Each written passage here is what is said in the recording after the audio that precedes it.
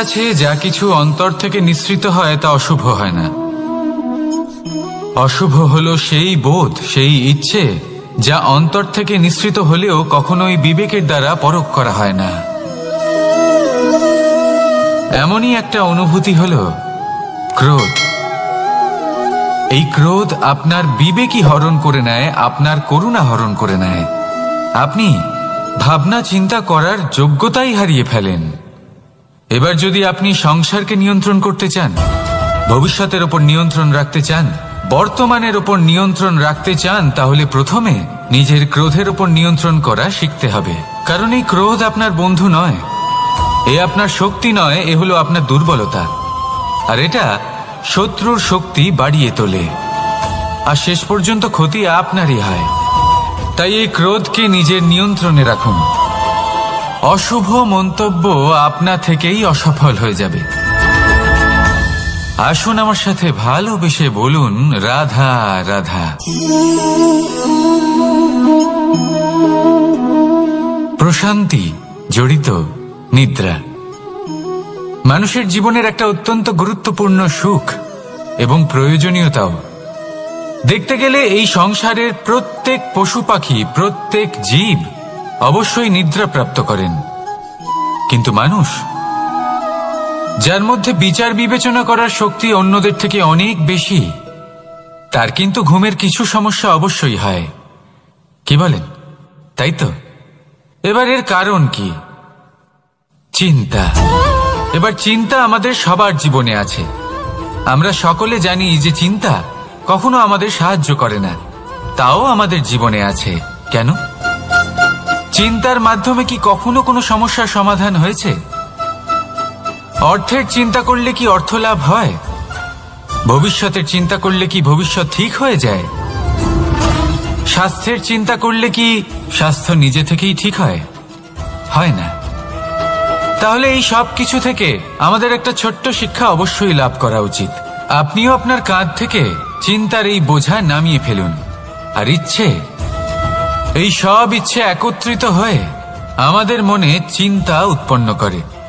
তাই এই চিন্তাগুলিকে ত্যাগ করুন। প্রকৃতির প্রেমের ওপর বিশ্বাস রাখুন। মনে রাখবেন, যিনি চিন্তা মুক্ত হবেন তিনি চিতা মুক্ত হবেন। সুখের নিদ্রা প্রাপ্ত করুন, আর নিদ্রায় যাবার আগে আমার সাথে ভালোবেসে বলুন, রাধা রাধা। মহাদেব সেই দেবতা যিনি মহান, যাকে দেবতাদের দেবতা বলা হয়, যিনি হলেন আমার আরাধ্য। কখনো আপনার মনে এই প্রশ্ন এসেছে যে শিবকেই কেন মহাদেব বলা হয়, অন্য কোনো দেবতাকে কেন বলা হয় না? সেই কারণ মহাদেবের মধ্যে, ওনার মধ্যে এমন এক বিশেষ গুণ রয়েছে যা অন্য কারণ নেই। তা হলো নিঃস্বার্থ হয়ে মানুষের সেবা করা।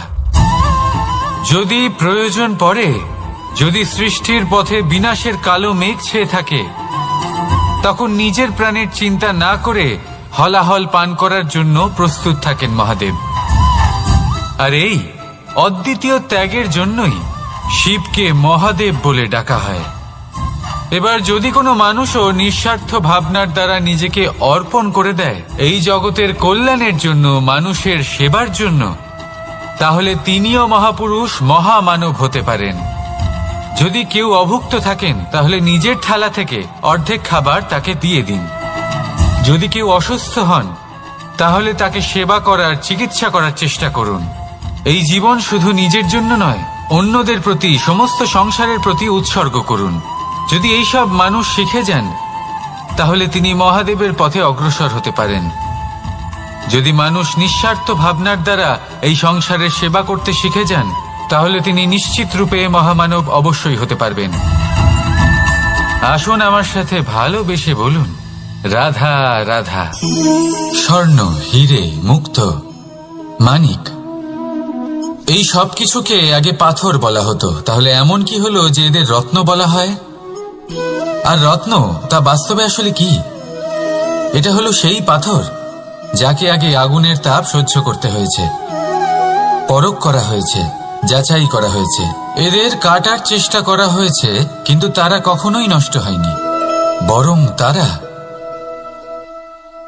আরো উদ্ভাসিত হয়েছে, আরো উজ্জ্বল হয়েছে, এই সংসারে আরো প্রকাশ ছড়িয়ে দিয়েছে। সেই জন্য এরা হলো এত অমূল্য, সেই জন্য এরা হলো বহুমূল্য, সেই জন্য এদের রত্ন বলা হয়। এবার মানুষের কাছেও এই নির্বাচনের অধিকার রয়েছে যে আমরা শুধু পাথর হয়ে থাকব নাকি রত্ন হয়ে থাকব। কিভাবে? আমাদের জীবনেও অনেক সমস্যা রয়েছে, বাধা আছে, বিপত্তি আছে। আমরা সেই বাধার তাপে উত্তপ্ত হই, এই সমস্যা আমাদের কাটার চেষ্টা করে।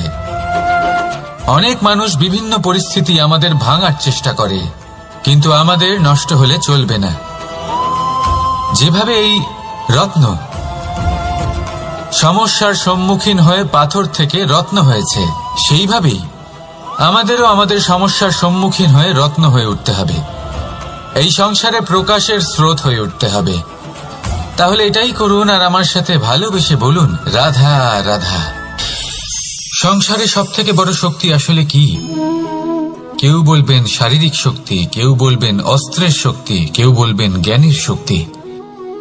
ঠিক আছে, কিন্তু যদি আমি বলি সংসারের সব থেকে বড় শক্তি হলো শক্তি কোনো এক তথ্যের, আগে হ্যাঁ, তথ্য।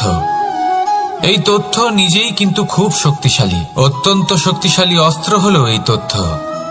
আর সত্যি বলতে অনুচিত তথ্যের থেকে অনেক বেশি ঘাতক হলো অসম্পূর্ণ তথ্য। যেরকম আজ শাম্ব রুক্মির সাথে করেছে, ওকে অসম্পূর্ণ তথ্য দিয়েছে, তার ফলে বিনাশ হলো।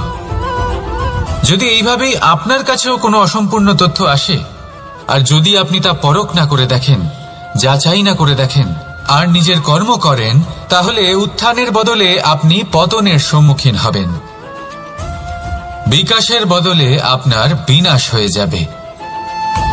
মনে রাখবেন একটা অত্যন্ত গুরুত্বপূর্ণ কথা, সঠিক তথ্য পাওয়া সঠিক তথ্য দেওয়ার থেকে অনেক বেশি গুরুত্বপূর্ণ। আশা করি এই কথা আপনি বুঝেছেন। জীবনে যখনই কোনো তথ্য আপনি পাবেন, সেই বিষয়ে ভেবে দেখুন, পরখ করে দেখুন, যাচাই করুন, তারপর নিজের কর্ম করুন। আর আমার সাথে ভালোবেসে বলুন, রাধা রাধা। ধর্ম এবং প্রেম, এই দুই হলো একই মুদ্রার দুই পিঠ। যদি এদের মধ্যে কোনোটা নষ্ট হয়ে যায়, তাহলে দ্বিতীয়টাও থাকে না। কখনো ভেবেছেন এমন কেন হয়? তার জন্য আগে আপনাকে বুঝতে হবে যে ধর্ম আসলে কি। ধর্ম সেটাই যা এই সংসারের প্রত্যেক মানুষকে একে অপরের সাথে সুখ এবং শান্তিতে থাকতে প্রেরণা যোগায়। এই প্রেরণার আধার হলো প্রেম। প্রেম সেটাই যা আপনার মধ্যে অন্য কারোর প্রতি করুণাবোধ জাগিয়ে তোলে, সম্মান জাগিয়ে তোলে। এবার যদি প্রেম চলে যায়, তাহলে সবার আগে বিনাশ হবে সম্মান আর করুণাবোধের। এবার যেখানে না প্রেম রয়েছে, না সম্মান রয়েছে, না করুণা রয়েছে, সেখানে ধর্ম কিভাবে বাস করবে? অশুভ ইচ্ছে জাগ্রত হয়ে ওঠে, ক্রোধ জাগ্রত হয়ে ওঠে, অহংকার জাগ্রত হয়ে ওঠে, আর তারপর আরম্ভ হয় অধর্মের। তাই যা যা ভাবনা আপনার অন্তরে প্রবেশ করছে, করতে দিন, কিন্তু যাই হোক না কেন, এই প্রেমকে নিজের থেকে দূরে যেতে দেবেন না। এই প্রেমকে চিরকাল নিজের কাছে রাখুন, নিজের হৃদয়। আর এই প্রেম ভাব নিয়ে বলুন, রাধা রাধা। মানুষের জীবনে উন্নতি লাভ করার জন্য তিনটি স্তম্ভের প্রয়োজন হয়। প্রথম স্তম্ভ শিক্ষা। এই শিক্ষা আমাদের জ্ঞান প্রদান করে। দ্বিতীয় স্তম্ভ ব্যবসা, যার দ্বারা আমরা ধন উপার্জন করি। তৃতীয় স্তম্ভ হলো আমাদের ঈশ্বর, আমাদের ইষ্ট। এনার সাথে যদি আমরা জুড়ে থাকতে পারি, তাহলে এমন একটা মানসিক বল আপনি লাভ করবেন যেটা এই সংসারে আর কোথাও পাওয়া সম্ভব নয়। কিন্তু মানুষ অনেক সময় জীবনে এই তিনটি স্তম্ভ লাভ করা সত্ত্বেও সামনে অগ্রসর হতে পারেন না। তখনও জীবনে কঠিন পরিস্থিতি আসতেই থাকে। এমনটা ঠিক কেন হয়? কারণ সে জীবনে এই তিনটি স্তম্ভ লাভ করে নেয়, জীবনে প্রয়োগও করে, কিন্তু তার ভিতের কথা সে ভুলেই যায়। যেমন প্রথম স্তম্ভ অর্থাৎ শিক্ষা, এই শিক্ষার আধার হলো শুভ চেতনা। যদি অন্তরে শুভ চেতনা না থাকে তাহলে এই শিক্ষার কোনো গুরুত্ব থাকে না। দ্বিতীয় স্তম্ভ, ব্যবসা। পরিশ্রম করে উপার্জন করতে হবে, এই কথাটা আমরা সবাই জানি এবং সবাই চেষ্টাও করি। কিন্তু ব্যবসা করতে করতে আমরা এটা ভুলে যাই আমাদের ব্যবহার কেমন হয়ে পড়েছে। এই ব্যবহার যদি শুভ হয় তাহলে আমাদের উপার্জন আস্তে আস্তে একটা স্থির জায়গায় এসে পৌঁছবে। এবং তৃতীয় স্তম্ভ, আমাদের ভগবান। যদি ওনার স্মরণে আপনি যেতে চান তাহলে তার পূর্বে নিজের মা বাবাকে সেবা করুন, তাদের যত্ন করুন, তাদেরকে ভালোবাসুন, কারণ ওনারাই হলেন এই সংসারে আপনার সবথেকে বড় ইষ্ট। তাহলে 3 স্তম্ভের সাথে সাথে তাদের আধারকেও নিজের জীবনে প্রাধান্য দিন। কোনো সমস্যা আসবে না, জীবনে একের পর এক উন্নতি করবেন এবং এই মন প্রসন্ন হয়ে বলবে রাধা রাধা। সুখ, দুঃখ এবং শক্তি, এই 3 হলো এই সংসারের ত্রিদেবের মতো। আমাদের জীবনে যা কিছু ঘটছে এই 3টির ভিত্তির উপরেই হচ্ছে। আসলে এই সংসারের একটা নিয়ম আছে, যখনই আপনি কিছু লাভ করেন এই সংসার আপনার পরীক্ষা নেয়। এটা জানার জন্য আপনার পরীক্ষা নেয় যে আপনি যা কিছুই লাভ করেছেন আপনি কি আদৌ সেটার যোগ্য কিনা। ঠিক সেইভাবেই এই সুখ, দুঃখ এবং শক্তি আপনার পরীক্ষা নিয়ে থাকে। যখন সুখ আসে তখন সে আপনার পরীক্ষা নেয় যে আপনার মধ্যে অহংবোধ জাগ্রত হয়নি তো। যদি অহংবোধ চলে আসে তাহলে সুখ সেখানেই সঙ্গ ত্যাগ করে। দুঃখ আপনার ধৈর্যের পরীক্ষা নিতে থাকে, আর যদি আপনার মধ্যে ধৈর্য না থাকে তাহলে এটা আপনাকে আরো বেশি দুঃখের গভীর অন্ধকারে ঠেলে দেবে। সেখানে শক্তি পরীক্ষা নেয় আপনার বিনম্রতার। যদি আপনি বিনম্র না হন তাহলে হয় এই শক্তি আপনার সঙ্গ ত্যাগ করবে, নয় এই শক্তি বিনম্রতার অভাবে আপনার পতনের কারণ হতে পারে। এই সংসারে যে কোনো ব্যক্তি যিনি এই পরীক্ষায় উত্তীর্ণ হয়ে থাকেন এই জীবনে তিনি সাফল্য লাভ করেন। আসুন আমার সাথে ভালোবেসে বলুন রাধা রাধা। ভয়ের সাথে আমরা সবাই পরিচিত, কষ্টও আমরা সবাই পেয়েছি। কখনো কখনো আমরা অসুস্থ হয়ে পড়ি, আর এমন সময় হলে মাতার মমতা, কখনো বাবার স্নেহ, কখনো বন্ধুদের পাশে থাকার অনুভূতি আমাদের রোগ নিরাময়ে সাহায্য করে। কখনো যদি আমরা নিরাশ হয়ে পড়ি তখন যদি আমাদের কোনো আপনজন আমাদের দুটো ভালো কথা বলে তখন আমাদের মনোবল বেড়ে যায়। ঠিক তেমন সংসারের এই রঙ্গমঞ্চে যদি আপনি পীড়িত অনুভব করেন কিছু শুভ কথা আলোচনা করুন, কিছু স্তুতি গান করুন, কিছু মুহূর্তের জন্য হলেও নিজের ইষ্টদেবের কথা স্মরণ করুন আর প্রার্থনা করুন। সাহস বাড়বে, শক্তিও বৃদ্ধি পাবে এবং সামনে এগিয়ে চলার পথও দেখতে পাবেন। তখন এই মন প্রসন্ন হয়ে বলবে রাধা রাধা। এই সংসারে কখনো কোনো ব্যক্তিকে তার বাইরের পোশাক দেখে বিচার করার চেষ্টা করবেন না, এটা খুব বড় ভুল করবেন। যেমন আমরা জীবনে অনেক সময় এমন করি, ধরুন কোথাও একটা গাছ দেখলাম, খুব বিশাল আকারের একটা গাছ যেটা মাটির থেকে অনেক উঁচুতে পৌঁছে গেছে, যার বিশাল শাখা আছে। সেগুলো দেখে আমরা ভাবি যে এই গাছে হয়তো কত সুস্বাদু ফল আছে, আমরা সেই গাছের পরিচর্যা করতে থাকি। আবার অন্যদিকে হলো একটি তৃণ যেটা মাটি থেকে কিছুটা উঁচুতে পৌঁছেছে, কিন্তু সেই তৃণর নিচে, মাটির নিচে অত্যন্ত সুস্বাদু ফল বা সবজি জন্ম নেয়, যা আমাদের স্বাস্থ্যের পক্ষে অত্যন্ত উপকারী। সেই জন্য কখনো আবরণ দেখে কাউকে বিচার করতে চেষ্টা করবেন না। তার বদলে এটা বোঝার চেষ্টা করুন যে আপনার সামনে যে ব্যক্তি আছে বা বস্তু আছে তার বিশেষত্ব কি। যদি এই বিশেষত্ব বোঝার ক্ষমতা আপনি অর্জন করেন, যদি এই শিল্প আপনি নিজের ভেতরে জাগ্রত করেন, তাহলে এই সংসারে বিশেষত্ব কি সেটা আপনি জানতে পারবেন। আর এই সমস্ত খেলা দৃষ্টি থেকে নয়, দৃষ্টিভঙ্গি থেকে জন্ম নেয়। দৃষ্টিভঙ্গি সবসময় শুভ রাখুন আর আমার সাথে ভালোবেসে বলুন রাধা রাধা। যখন আমরা কোনো বনে প্রবেশ করি তখন এই সবুজ ঘাস দেখে, এই কোমল ঘাস দেখে আমাদের মন প্রফুল্ল হয়ে ওঠে। ভিন্ন ভিন্ন প্রজাতির ফুল, ভিন্ন ভিন্ন রঙের ফুল দেখে এই মন আনন্দে ভরে ওঠে। এখানে শিশুরা আনন্দ লাভ করে, বড়রা ভোজন গ্রহণ করেন, কথাবার্তা বলেন, হাঁটাহাঁটি করে বেড়ান। এবার ভেবে দেখুন, যখন এই উপবনের নির্মাণ হয়েছিল সেই সময় যদি এই মাটিকে সঠিকভাবে খনন না করা হতো, যদি তাতে সঠিকভাবে বীজ রোপণ না করা হতো, যদি কোনো সংঘর্ষ না হতো, পরিশ্রম না করা হতো, যদি চলতে চলতে পায়ে কাঁটা না বিঁধে যেত, তাহলে এই সুন্দর বন দেখে আমরা কি এই আনন্দ লাভ করতে পারতাম? কখনোই নয়। ধরুন কোনো নদীর তটে সুন্দর একটি বন আছে, সেই বনের আনন্দ লাভ করতে গেলে আপনাকে সেই নদী পার করতেই হবে। যদি সুখের নদীর কাছে পৌঁছতে চান তাহলে তটে যে কাঁটা রয়েছে সেগুলোর সাথে সংঘর্ষ করতেই হবে।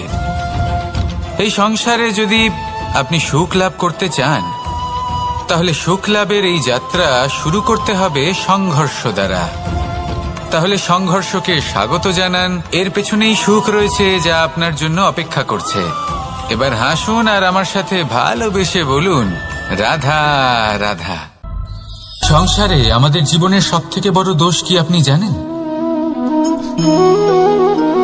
কেউ বলবেন লোভ, কেউ বলবেন লালসা, কেউ বলবেন অসত্য। দেখুন, দুঃখের মূল কারণ হলো পরিশ্রম না করা। কিছু মানুষ ভাবেন যে আমি জীবনে কোনো পরিশ্রম করব না, অথচ আমি সবকিছু প্রাপ্ত করতে চাই। আর এমন এক কারণের জন্যই দূতের মতো খেলা আমাদের জীবনে প্রবেশ করার সুযোগ পায়। দূত। এই দূত আসলে কি?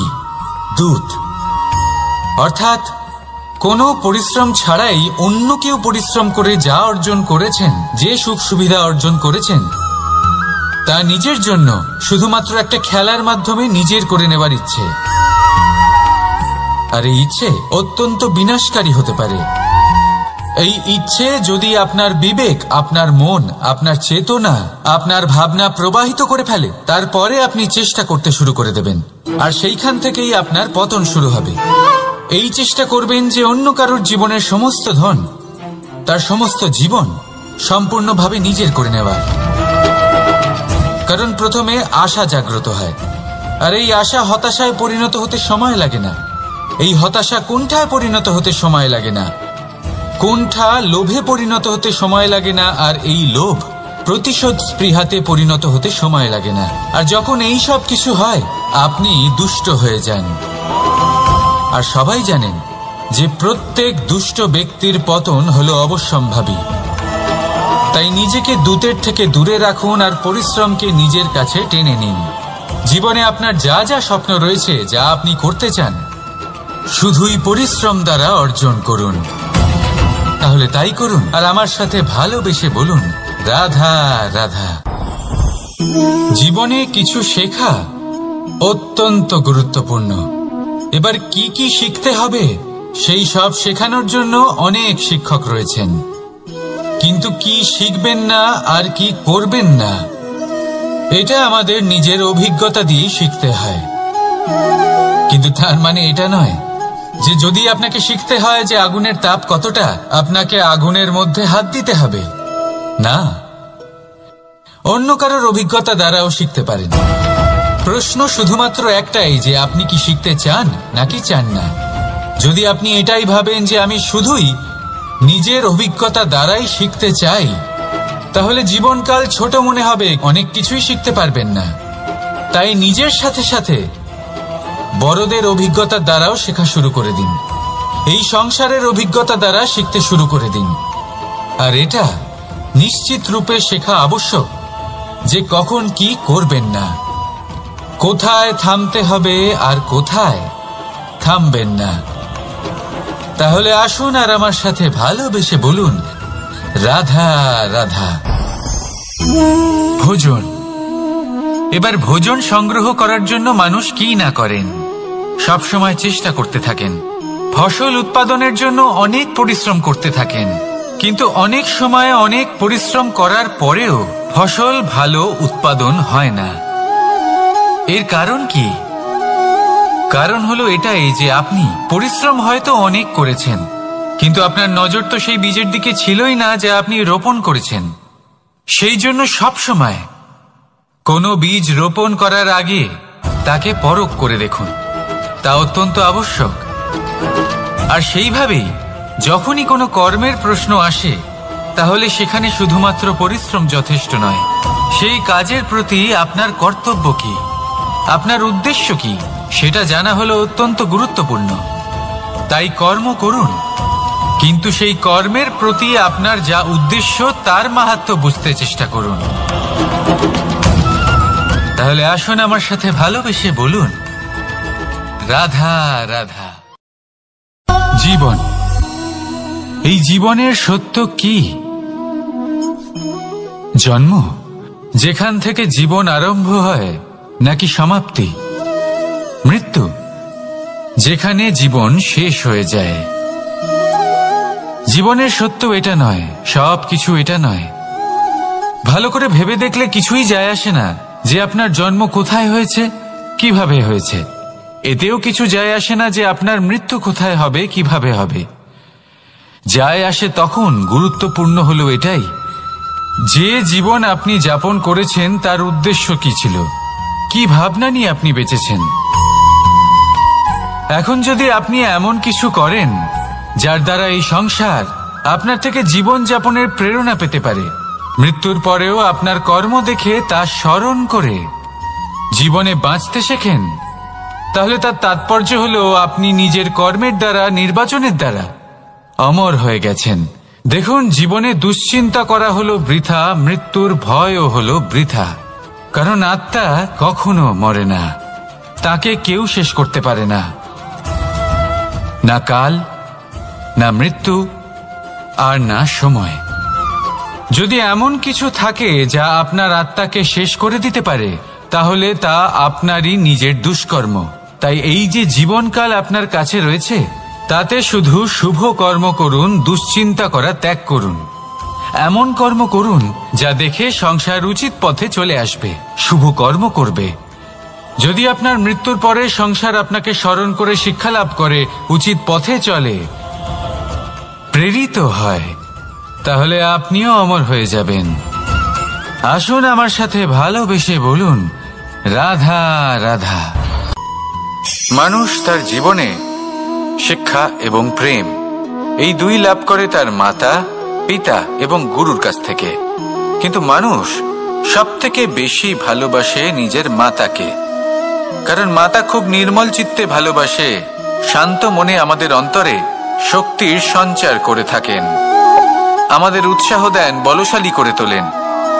ব্যাপারটা কিন্তু এমন নয় যে আমরা নিজেদের বাবা বা গুরুকে ভালোবাসি না, তাদেরকেও আমরা অত্যন্ত ভালোবাসি, শুধু ওনাদের কঠোর ব্যবহার দেখলে আমরা একটু ভয় পেয়ে যাই। এবার ওনাদের এই কঠোর ব্যবহার আমাদের ভালো না লাগলেও অত্যন্ত আবশ্যক, কারণ মাতার থেকে আমরা যে শক্তি লাভ করি তা যেন নিয়ন্ত্রণ হারিয়ে বিধ্বংসী না হয়ে ওঠে, আমরা যেন কোনো কুপথে না চলে যাই, আমরা কখনো যেন দোষ না করে ফেলি।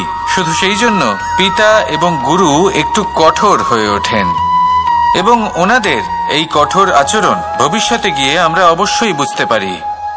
জীবনে কিছু বছর আমরা এগিয়ে যাই আর তারপর আমরা বুঝতে পারি যে বাবা এবং গুরু আমাদের যথেষ্ট ভালোবাসতেন, কিন্তু ওনাদের ভালোবাসার বহিঃপ্রকাশ আলাদা। প্রয়োজনীয় হলো এটা দেখার, এটা বোঝার যে শুরু থেকে আমাদের প্রতি ওনাদের আচরণ কেমন ছিল। ওনাদের কঠোর হওয়ার পেছনে ওনাদের ভালোবাসাটা বোঝার চেষ্টা করুন, ওনাদের চিন্তাটা বোঝার চেষ্টা করুন, ওনাদের পথপ্রদর্শনের আড়ালে আপনার ভবিষ্যতের জন্য যে পরিকল্পনা ওনারা করেছেন সেটা বোঝার চেষ্টা করুন। তখন আপনারা বুঝতে পারবেন ওনাদের ভালোবাসাকে।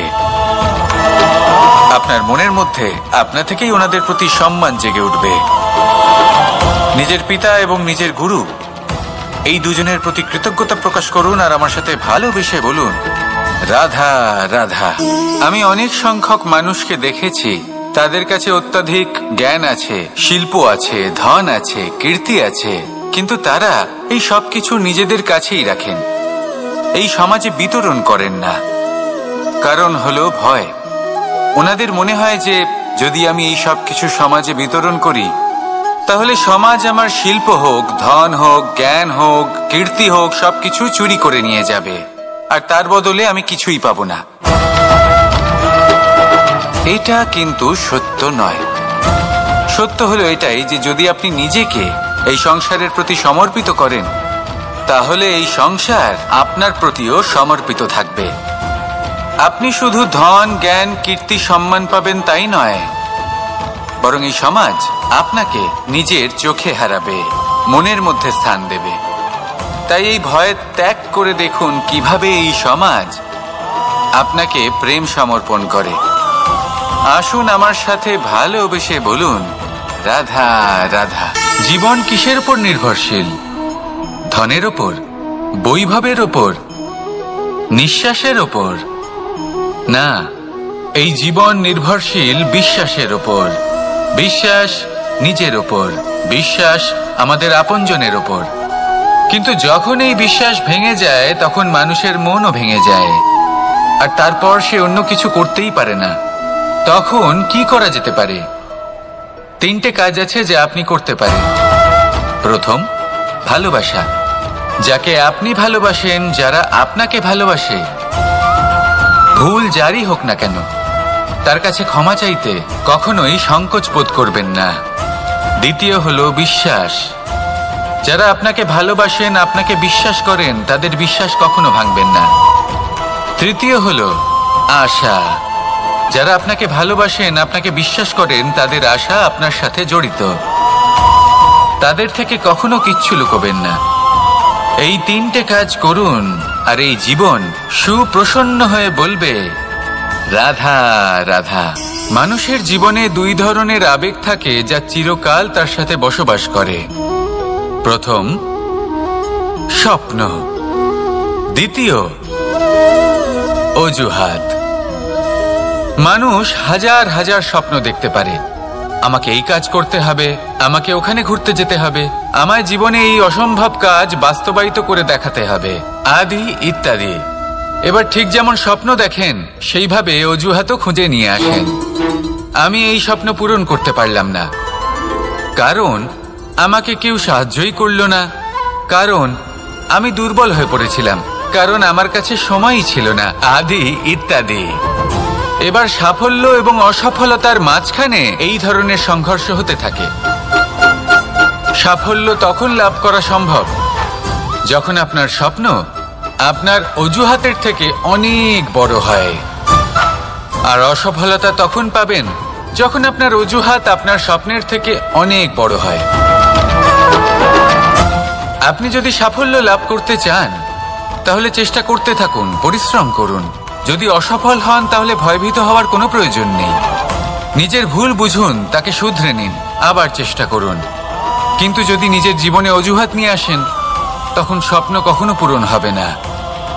আসুন আমার সাথে ভালোবেসে বলুন, রাধা রাধা।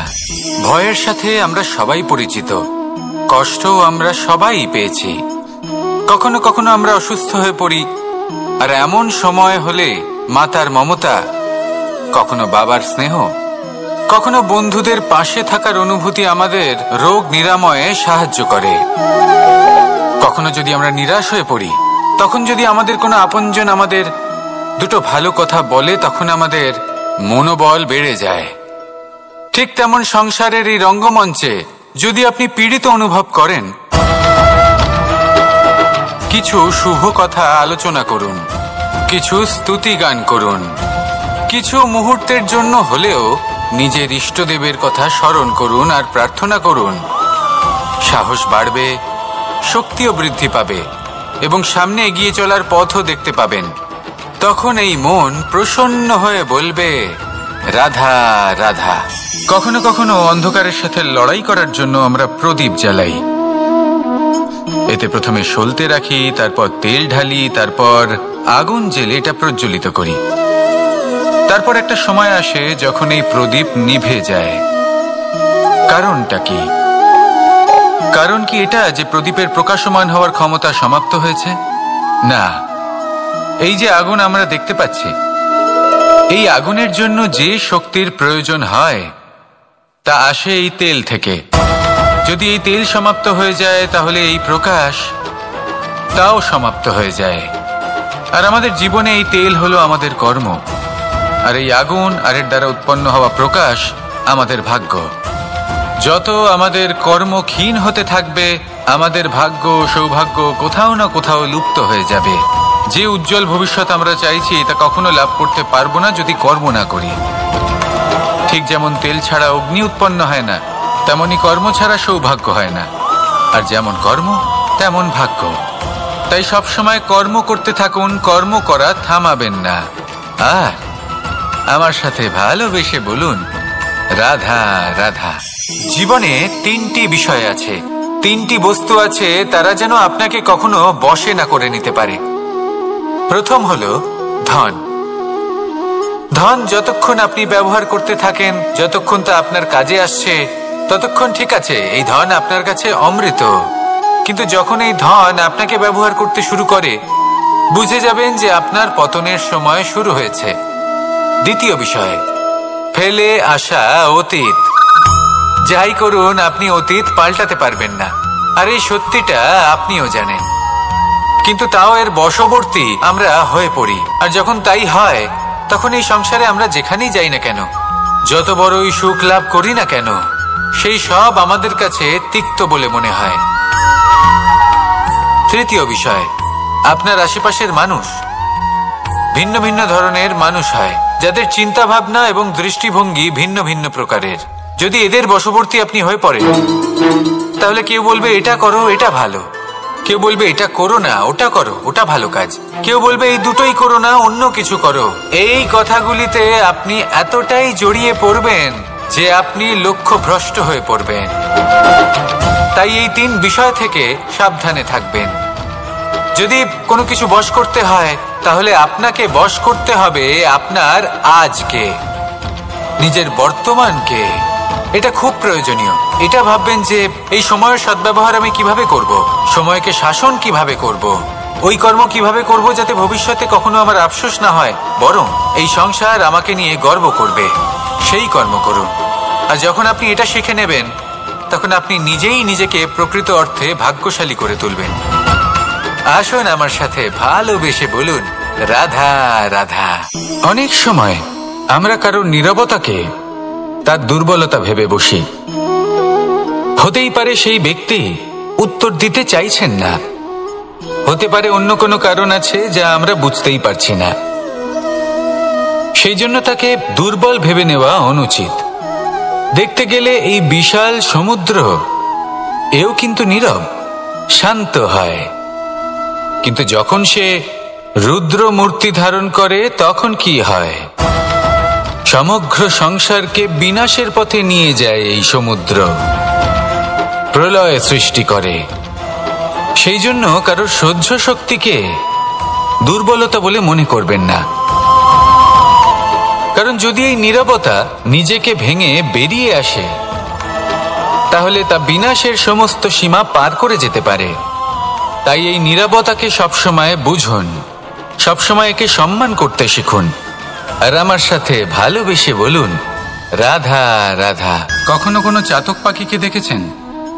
কথায় আছে যে বছরে মাত্র একবার সে তার তৃষ্ণা মিটিয়ে থাকে, আর তাও আকাশে ভেসে থাকা মেঘের দ্বারা ঘটানো বৃষ্টির জলের ফোঁটা থেকে। আর কোথাও থেকে সে তার তৃষ্ণা পূরণ করে না। সারা বছর সে নিদারুণ গরম সহ্য করে, তীব্র শীতও সহ্য করে, শুধু এই আশা নিয়ে যে বছরে একবার অন্তত সেই মেঘের ঘন ঘটা হবে, বৃষ্টি হবে, আর সে তার তৃষ্ণা নিবারণ করবে। এটা আসলে কি? এটা আসলে বিশ্বাস। সেই বিশ্বাস যে বছরে একবার সেই মেঘ আসবে তৃষ্ণা নিবারণ করতে। যেমন দেখুন, একটা সূর্যমুখী ফুল সারা রাত অন্ধকারের সাথে যুদ্ধ করে, কারণ তার বিশ্বাস যে ভোরবেলায় সূর্য তাকে অবশ্যই দর্শন দেবেন। সেটাও বিশ্বাস ছিল, যার উপর ভরসা করে মনু একটা নৌকা নিয়ে বেরিয়ে পড়েছিলেন এবং সমস্ত সৃষ্টিকে প্রলয়ের হাত থেকে বাঁচিয়েছিলেন। সেটাও ছিল ভালোবাসার প্রতি বিশ্বাস, যার উপর ভরসা করে বানর এবং ভাল্লুক সেনা নিয়ে শ্রীরাম আক্রমণ করেছিলেন সমস্ত বরদানপ্রাপ্ত অসুরগণ এবং রাক্ষসগণের লঙ্কায় এবং জয় লাভ করেছিলেন। এই বিশ্বাসই হলো এই বিশ্বের আশা। বিশ্বাস রাখুন যে আপনি হলেন সর্বশ্রেষ্ঠ এবং শুধুই নিজের কর্ম করতে থাকুন। এই বিশ্বাসের আশাই আপনাকে প্রতি মুহূর্তে বল প্রদান করবে। এ হলো আমার বিশ্বাস। আসুন আর আমার সাথে ভালোবেসে বলুন, রাধা রাধা। যোগাসন। যোগাসনে আসন অত্যন্ত গুরুত্বপূর্ণ। এবার আমি বলবো সবথেকে শ্রেষ্ঠ আসন কোনটি। আশ্বাস। নিজেকে আশ্বস্ত করতে থাকুন যে আমি আছি, সব ঠিক হবে, যা হচ্ছে ভালোর জন্য হচ্ছে। এই আশ্বাস আপনাকে জীবনে এমন ধনাত্মক বিশ্বাস দেবে যে আপনি বড় বড় সমস্যার সমাধান করতে পারবেন। এবার যদি কথা বলি সবথেকে কঠিন সময়ের, তাহলে সেটা হলো বিচ্ছেদের, যা মা সীতাকে সহ্য করতে হয়েছে শ্রীরামের জন্য, রাধা কৃষ্ণকেও সহ্য করতে হয়েছে। যে ব্যক্তি বিচ্ছেদের সময় সঠিক পথে চলে এসেছে সে জীবনে অনেক শ্রেষ্ঠ স্থানে অবশ্যই পৌঁছতে পারবে। এবার যদি কথা বলি সবথেকে জরুরি এবং গুরুত্বপূর্ণ সময়ের, তাহলে সেটা হলো সংযোগ। সকলকে সাহায্য করতে থাকুন। আপনি অন্যদের সাহায্য করে তাদের যত আনন্দ দিতে পারবেন ততটাই আনন্দ আপনারও জীবনে অবশ্যই আসবে। আসুন আর আমার সাথে ভালোবেসে বলুন, রাধা রাধা। সংসারে সকলে উঁচুতে উঠতে চায়, কেউ নত হতে চায় না। সবাই এটা মনে করে যে নত হওয়ার অর্থ হলো তাদের আত্মসম্মান এবং অহংবোধের বিরুদ্ধাচরণ করা। তাদের মনে হয় যে যদি আমরা নত হই সংসার আমাদের দুর্বল মনে করবে, তাদের শৌর্য এবং তাদের ব্যক্তিত্বের অপমান হবে। কিন্তু এটা কি সত্যি? প্রত্যেকবার নত হওয়ার অর্থ কি সম্মানহানি হওয়া? কখনোই নয়। আপনি নিজের জীবনকেই দেখে নিন। আপনার কোনো অমূল্য জিনিস যদি নিচে পড়ে যায় তাহলে তাকে কিভাবে তোলেন? সেই বস্তুকে তোলার জন্য আপনাকে নত হতেই হবে। আপনি বড়দের আশীর্বাদ কিভাবে লাভ করেন? আপনি নত হয়ে তবেই তাদের আশীর্বাদ লাভ করতে পারেন, তাই না? ভেবে দেখুন, আপনি একটা পথে হাঁটছেন, আপনি দেখতে চাইছেন যে আপনি সঠিক পথে হাঁটছেন কিনা, পায়ের নিচে কাঁটা পড়ে আছে কিনা। কিভাবে দেখবেন? আপনাকে সেই মাথা নত করেই দেখতে হবে। এর অর্থ কি? অর্থ খুব সহজ। প্রত্যেকবার নত হওয়া অনুচিত নয়, সেটা কোনোভাবেই সম্মানহানি নয়। পরিস্থিতি অনুসারে এবং যেখানে প্রয়োজন আপনি নত হতে শিখে গেলে আপনি অনেক কিছুই লাভ করতে পারবেন। জ্ঞান, মান, গুণ, বিশ্বাস। সেই জন্য প্রয়োজন এবং পরিস্থিতি অনুসারে নত হতে শিখুন। এতে অনুচিত কিছুই নেই। আত্মসম্মান থাকা অত্যন্ত প্রয়োজনীয়, কিন্তু তা যেন কখনো অহংকারে পরিণত না হয়। এই বিষয়ে অবশ্যই নজর রাখবেন এবং আমার সাথে ভালোবেসে বলবেন, রাধা রাধা। আমাদের জীবনে অনেক ধরনের ব্যক্তি এসে থাকেন। কেউ কেউ আমাদের সাথে থেকে যান, কেউ আমাদের থেকে দূরে চলে যান। কেউ ভালো মানুষ হন, কেউ খারাপ মানুষ। কিন্তু আমরা সবসময় সেই সময়টাকে নিয়ে দুঃখ প্রকাশ করি যখন আমাদের জীবনে কোনো খারাপ ব্যক্তি প্রবেশ করেন। তারা আমাদের খারাপ অনুভূতি দেন, দুঃখ দেন, কষ্ট দেন। আমরা সবাই তাকে ভালো মন্দ কথা বলি। কিন্তু কেন? এমন বিভিন্ন ধরনের মানুষ, খারাপ মানুষ, ভালো মানুষ সবার জীবনেই আসেন এবং সকলকেই একটা অমূল্য শিক্ষা দান করে যান। এবার আপনি নিজেই ভেবে দেখুন, জীবনে যখন প্রথমবার আপনি আগুন স্পর্শ করেছিলেন তখন আপনি একটা শিক্ষা লাভ করেছিলেন যে আমাকে আগুনের থেকে একটু দূরে থাকতে হবে। তারপর আস্তে আস্তে আপনি শিখলেন যে কিভাবে এই আগুনকে নিয়ন্ত্রণে রাখতে হবে। তারপর আপনি শিখলেন যে কিভাবে নিজের জীবনে তাকে প্রয়োগ করতে হবে, তা সে অন্ধকারে প্রকাশ লাভ করার জন্য হোক বা খাবার বানানোর জন্য। সেইভাবেই কোনো খারাপ ব্যক্তি যখন আপনার জীবনে আসে কোনো শিক্ষা দিয়ে যান, তার প্রতি কৃতজ্ঞ থাকুন। তার বিষয় খারাপ ভাবার বা খারাপ অনুভূতি নিয়ে থাকার কোনো প্রয়োজন নেই। সেই শিক্ষা লাভ করুন, ইতিবাচক মনোভাব নিয়ে জীবনের সামনে এগোতে থাকুন। কেউ নেই যিনি আপনাকে বাধা দিতে পারেন। আসুন আমার সাথে ভালোবেসে বলুন, রাধা রাধা। অনেক সময় আমরা জীবনে অনেক মানুষকে এমন বলতে শুনে থাকি যে আমি অসফল হয়েছি কারণ আমার সময় ভালো যাচ্ছিল না। আমি এই জিনিসটা লাভ করতে চাইছিলাম কিন্তু করতে পারলাম